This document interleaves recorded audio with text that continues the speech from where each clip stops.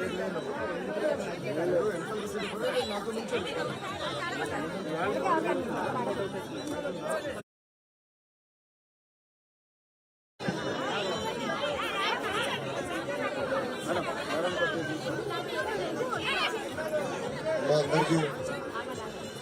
నమస్కారం.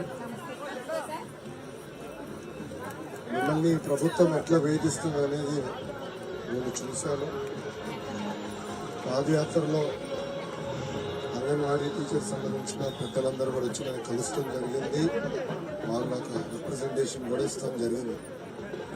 ఇక్కడ మిమ్మల్ని అందరినీ ఒకటే ఆలోచించమంటున్నా, 2014 నుంచి 19 మధ్యన మీకు ఏనాడు ఇబ్బంది లేకుండా ఆనాటి ముఖ్యమంత్రి బాబు గారు మీరు ఎప్పుడు వేతనాలు పెంచాలన్నా మీరు రోడ్ ఎక్కుతున్నారంటేనే జియో ఇష్యూ చేశారు. ఎందుకంటే మనందరం ఒక్కరమే, మనందరం ఆంధ్రులమే. మన సమస్యలు మనం పరిష్కరించుకోవాలి తప్ప ఏ తెల్లోడో ఢిల్లీడో చేయరు కదా.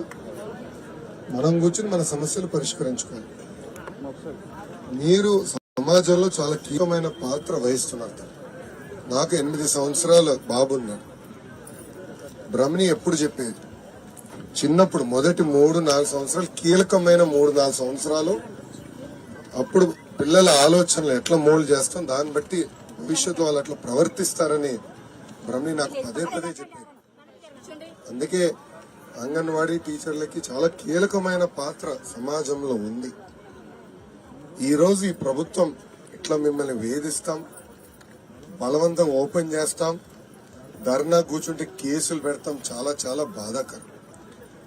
అన్ని సమస్యలు ఒకేసారి పరిష్కారం అవు, కానీ 1-2 అవసరమైతే 10 సార్లు కూర్చుని మన సమస్యలు మనం పరిష్కరించుకోవాలి తప్ప ఇట్లా అందరూ రోడ్డెక్కే పరిస్థితి రాకుండా చూసుకోవాల్సిన బాధ్యత ప్రభుత్వాల పైన ఉంది.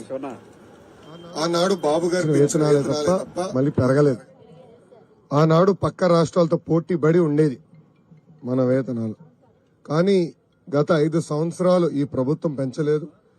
నిత్యావసర సరుకుల ధరలన్నీ పెరిగినాయి, అన్ని ధరలు పెరిగినాయి. ఈ రోజు బతికే పరిస్థితి లేకుండా పోయింది. తప్పనిసరిగా మీ డిమాండ్లు అనేది న్యాయపరమైన డిమాండ్లు, అది మన ప్రభుత్వం అధికారులకు వచ్చిన వెంటనే పరిష్కరిస్తామని సభాముఖంగా నేను హామీ ఇస్తున్నాను. రెండో విషయం తల్లి, మీ పైన కేసులు పెడతాం చాలా చాలా బాధాకరం. అదే మాకు స్టార్టింగ్ నాకు తెలుసమ్మా, ఎందుకంటే నేను ఇప్పటికీ 3-4 సంఘ పెద్దలు వచ్చినా కలిశారు. పాదయాత్రలో గత 3 రోజులుగా నన్ను కలుస్తున్నారు. ఇట్లా కేసులు పెడుతున్నారు, నా దృష్టికి తీసుకొచ్చారు. ఓపిక పట్టుదల 3 నెలలు మన ప్రభుత్వం వస్తుంది, కేసులన్నీ ఎత్తేస్తాం, ఏం మర్యాద. ఓకేమా? నేను నాడు నేడు ఎప్పుడు మిమ్మల్ని కోరేది ఒకటే ఉంటుంది, పసిబిడ్డలను జాగ్రత్త చూసుకోవాలి, పౌష్టిక ఆహారం ఇవ్వాలి, సమాజం పట్ల ప్రత్యేకంగా మహిళల పట్ల గౌరవించాలనేది అంగన్వాడీ కేంద్రం నుంచి పీజీ వరకు ఉండాలనేది బలంగా నమ్మే వ్యక్తిని. సో దాంట్లో మీరు కీలకమైన పాత్ర వహిస్తున్నారు. మీకు మేము అండగా నిలబడతాం. 3 నెలల ఓపిక బట్టని మన ప్రభుత్వం వస్తుంది, కూర్చుని మాట్లాడుకుని సమస్యలు మనం పరిష్కరించుకుందాం. ఒక ఉదాహరణమ్మా, నేను మీ సేవ ఐటీ శాఖ కింద ఉండే తల్లి. ఆనాడు మీ సేవ ఆపరేటర్లు ఇమెయిల్ పెట్టారు తల్లి నాకు, అన్న మాకు ఈ సమస్యని చెయ్యకపోతే మేము సమ్మకి వెళ్తాం. కానీ ఎందుకే మీకు అయింది, రాండి ఐటీ సెక్రటరీ గారు కూర్చుంటారు, కూర్చుని మన సమస్యలు మనం పరిష్కరిస్తామని 2 రోజులు పరిష్కరించాం. ఇప్పుడు పాపం మీ సేవలు కూడా రోడ్డు మీద పడేశారు. చూడండి ఎంత అన్యాయం. అట్లా ఉండకూడదమ్మా. ఎందుకంటే తరతరాలుగా మీరు పనిచేస్తున్నారు, కీలకమైన పాత్ర మీరు కానీ మీ సేవ ఆపరేటర్లు కానీ అందరు కీలకమైన పాత్ర వహిస్తున్నారు. కానీ ఈ రోజు కావాలని మిమ్మల్ని వేధిస్తున్నారు, ఇది సరికాదు. మీకు అండగా నిలబడుతుంది తెలుగుదేశం పార్టీని సభాముఖంగా నేను హామీ ఇస్తాను. ఓకేనమ్మా? నేను వెళ్ళొస్తాను. అమ్మా ఎవరమ్మా? మీరమ్మా ఆడతారు? మన నియోజకవర్గం నుంచి మన లోకేష్ అన్న మనకి మంచిగానే చాలా సానుకూలంగా స్పందిస్తున్నారు. ఈ మాట ప్రభుత్వం వచ్చిన తర్వాత కూడా నిలబెట్టుకుంటారని మేము ఎంత ఎదురు చూస్తూ ఉంటాము. తర్వాత ఈ రోజు అమ్మ ధరలు ఎంత పెరిగాయో మనందరికీ తెలుసు. పెరుగుతున్న ధరలకు అనుకూలంగా ఈ రోజు మనం జీతాలు పెంచమంటున్నాం. ఒక ఎమ్మెల్యేని గానీ ఒక ఎంపీని గానీ 11,500తో ఒక్క రోజు గడపమనండి చూద్దాం. మనం మాటికి రోడ్లు ఎక్కుతున్నాం, కానీ రోడ్లు ఎక్కడమే కనిపిస్తుంది. అంగన్వాడీలు ఎప్పుడు ధర్నాలే కానీ పైనుంచి మనకి ఎలాంటి సానుకూలమైన స్పందన కూడా మనకి లేదు. ఈ రోజు మనకి జీతాలు పెంచమని ఎందుకు రోడ్లు ఎక్కితే మన పిల్లల్ని వదులుకొని, భర్తల్ని వదులుకొని, సెంటర్ని వదులుకొని, బాధ్యతలు వదులుకొని రోడ్డు ఎందుకు ఎక్కాం? ఈ రోజు మనకి ఆ వచ్చే జీతానికి మన బిడ్డలకి సరైన విద్య అందించుకోలేకపోతున్నాం, సరైన ఆరోగ్యం అందించుకోలేకపోతున్నాం. ఇన్ని విధాలుగా మనం సఫర్ అయ్యి రోడ్డు ఎక్కితే మళ్ళీ ఎక్కడికక్కడ ఖండించడం, ఎక్కడికక్కడికి జైలు పాలు చేయడం, ఎక్కడికక్కడికి పోలీస్ స్టేషన్ లో పెట్టడం, నిర్బంధించడం. తర్వాత ఈ రోజు సుప్రీంకోర్టు సచివాలయం స్టాఫ్ వాలంటీర్ల చేత ఓపెన్ చేస్తున్నారండి ఈ రోజు ఇష్యూ చేశారండి. తర్వాత మనకి సుప్రీంకోర్టు మనకి జీవో పాస్ చేసింది గ్రాడ్యుటీ అమలు చేయమని. పాస్ చేసి అప్పుడే మనకి 2-3 ఇయర్స్ అవుతుంది. కానీ మన పక్కనున్న మన తెలంగాణ ప్రభుత్వం దానికి ఒప్పుకుంది, కర్ణాటక ప్రభుత్వం దాన్ని అమలు చేస్తుంది.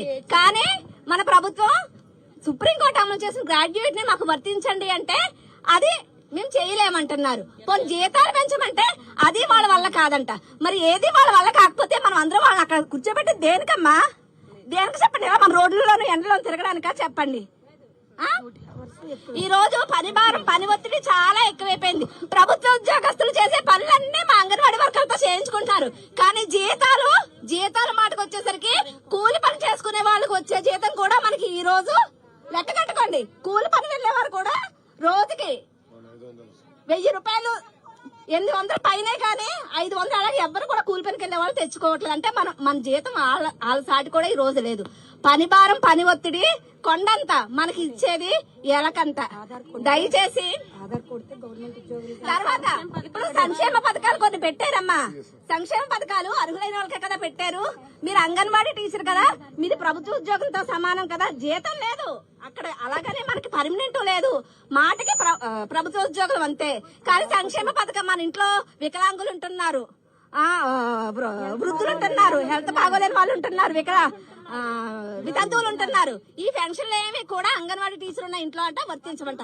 ఇది ఎక్కడ న్యాయం చెప్పండి అమ్మా? ఇది ఎంతవరకు సంబంధించి చెప్పండి. దయచేసి మేము ఈ రోజు ప్రతి ఒక్కరు కూడా తేలిగ్గా మాట్లాడుకుంటారు మేము రోడ్ ఎక్కితే.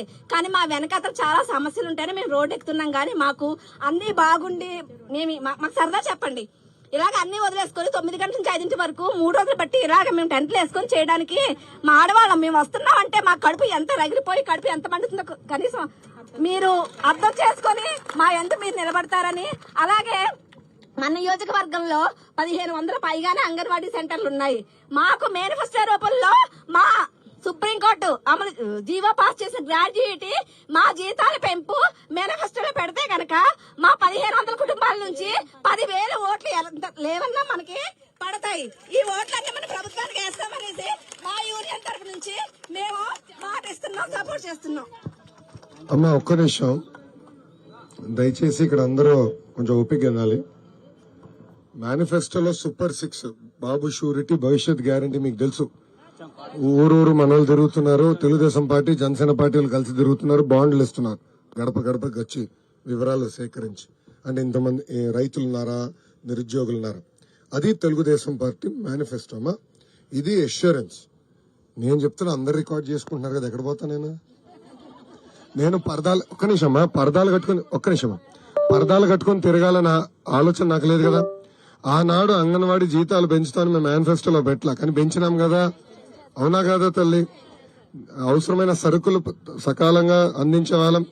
నేను పంచాయతీరాజ్ గ్రామీణాభివృద్ధి శాఖ మంత్రి ఉన్నప్పుడు అంగన్వాడీ భవనాలు కట్టాలని యుద్ధ ప్రాతిపదికంగా ఆనాడు పాపం పంచాయతీరాజ్ సిబ్బంది ద్వారా కట్టించాం కదా.